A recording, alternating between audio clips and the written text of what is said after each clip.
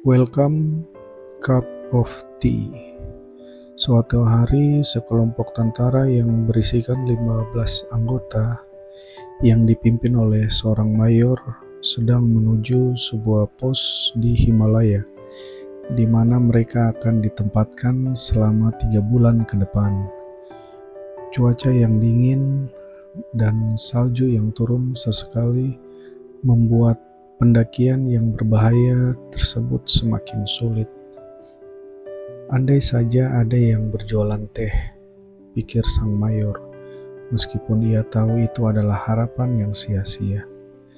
Mereka melanjutkan perjalanan lagi selama 1 jam, hingga akhirnya mereka menemukan sebuah bangunan tua yang sudah bobrok, yang terlihat seperti kedai teh namun terkunci.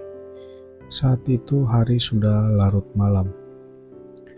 Tidak ada teh, sial, kata sang mayor kepada timnya. Namun ia menyarankan seluruh tim untuk beristirahat karena mereka sudah berjalan selama 3 jam. Pak, ini adalah kedai teh dan kita dapat membuat teh. Kita dapat merusak kuncinya, saran dari salah satu pasukannya. Sang mayor pun mengalami dilema terhadap saran yang tidak etis itu. Namun memikirkan secangkir teh yang hangat untuk timnya yang sudah kelelahan membuatnya memberikan izin. Mereka beruntung tempat tersebut memiliki seluruh yang mereka butuhkan untuk membuat teh dan serta beberapa bungkus biskuit. Tentara-tentara tersebut minum teh dan makan biskuit. Dan kemudian mereka siap untuk melanjutkan sisa perjalanan mereka. Sang mayor berpikir, mereka sudah merusak kunci dan menikmati teh serta biskuit tanpa izin dari pemiliknya. Tetapi mereka bukanlah sekelompok pencuri. Ia mengambil uang dari dompetnya, meletakkannya di atas meja, ditindih dengan tempat gula, sehingga sang pemilik dapat melihatnya. Sang mayor pun merasa terbebas dari tanggung jawab moral. Ia memerintahkan untuk menutup kedai tersebut dan melanjutkan perjalanan. 3 bulan berlalu, mereka tetap dengan pantang menyerah melakukan pekerjaan mereka, dan untungnya tidak ada seorang pun yang menjadi korban dalam situasi pemberontakan yang kacau itu.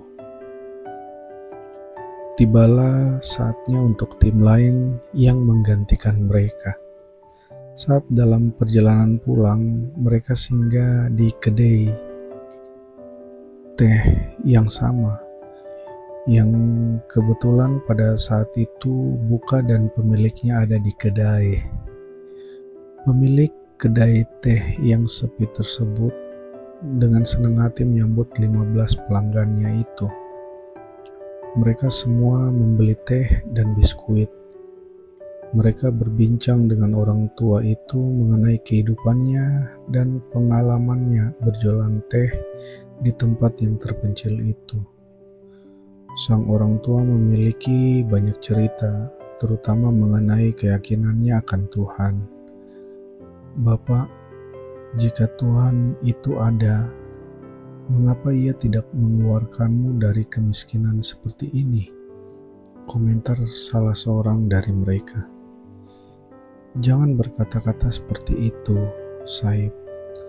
Tuhan itu nyata, saya mendapatkan buktinya 3 bulan lalu. Saya sedang sangat kesulitan pada saat itu karena anak saya yang satu-satunya dipukuli hingga babak belur oleh teroris yang menginginkan informasi darinya, yang ia tidak tahu. Saya menutup kedai saya dan membawa anak saya ke rumah sakit. Ada obat yang harus saya tebus, tetapi saya tidak punya uang.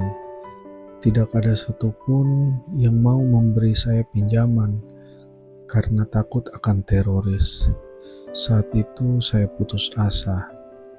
Hari itu saya berdoa pada Tuhan dan Tuhan datang ke kedai saya hari itu. Saya kembali ke kedai, saya menemukan gemboknya dirusak. Saya merasa hancur. Saya kehilangan semua yang saya miliki.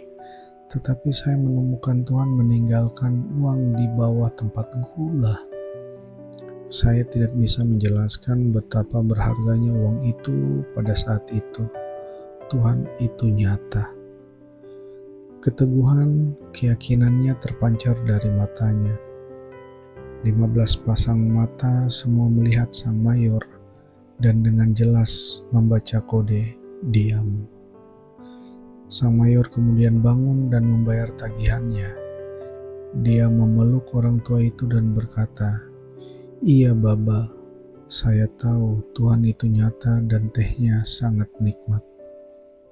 Ke-15 pasang mata tentara lainnya itu pun menahan air matanya.